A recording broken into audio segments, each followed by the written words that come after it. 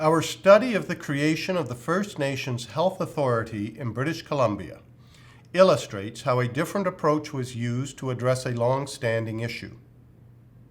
We undertook this study to inform Parliament about how British Columbia First Nations, Health Canada, and the province of British Columbia worked together for close to 10 years to find a way to improve the traditionally poorer health outcomes of First Nations people in the province. In a nutshell, the British Columbia First Nations Health Authority was the result of a successful collaboration, but it now needs to make a greater commitment to accountability.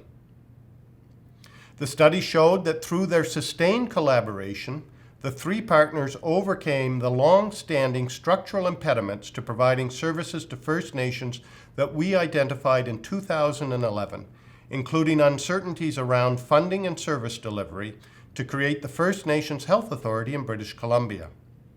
For example, the Health Authority has in place a 10-year funding arrangement, in contrast with past practice where funding was typically allocated on a yearly basis.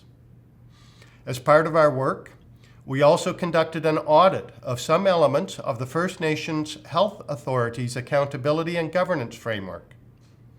While the partners were successful in creating the Health Authority, the audit noted that currently there are weaknesses in the authority's accountability and governance framework. For example, our audit found that the agency did not consistently apply its policy to investigate allegations of workplace misconduct. The authority will need to address these weaknesses to support the successful delivery of health services to First Nations in British Columbia.